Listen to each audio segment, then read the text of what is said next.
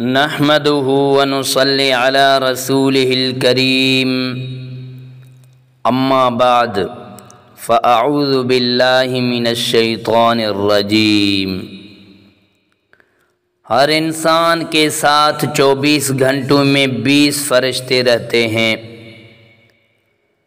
تفسیر ابن جریر میں وارد ہوا ہے کہ حضرت عثمان رضی اللہ تعالی عنہ حضور صلی اللہ علیہ وسلم کے پاس آئے اور آپ صلی اللہ علیہ وسلم سے دریافت کیا کہ فرمائیے کہ بندے کے ساتھ کتنے فرشتے ہوتے ہیں؟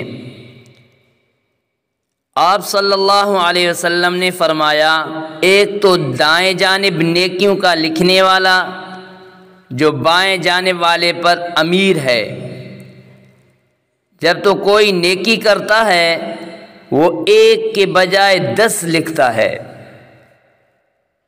جب تو کوئی برائی کرے تو وہ بائیں والا دائیں والے سے اس کے لکھنے کی اجازت طلب کرتا ہے۔ وہ کہتا ہے ذرا ٹھہر جاؤ، شاید توبہ و استغفار کرے۔ 3 مرتبہ وہ اجازت مانگتا ہے، تب بھی اگر اس نے توبہ نہ کی تو یہ نیکی کا فرشتہ اس سے کہتا ہے اب لکھ لے، اللہ ہمیں اس سے چھٹائے، یہ تو بڑا برا ساتھی ہے، اسے خدا کا لحاظ نہیں، یہ اس سے نہیں شرماتا۔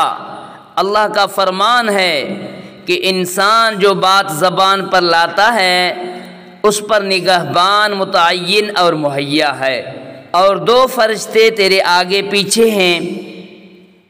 فرمان خدا ہے لہو معقبات الی آخرہ، اور ایک فرشتہ تیرے ماتھے کے بال تھامے ہوئے ہے۔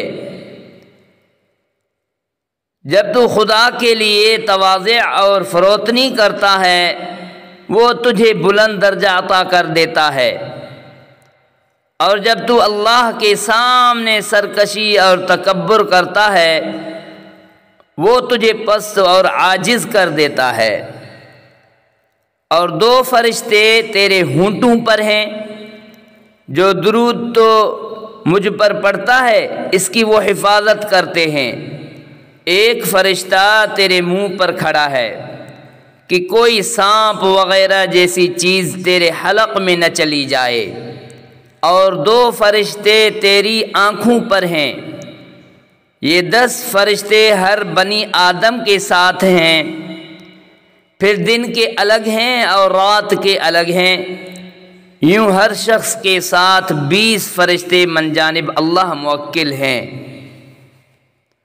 وآخر دعوانا ان الحمد للہ رب العالمین۔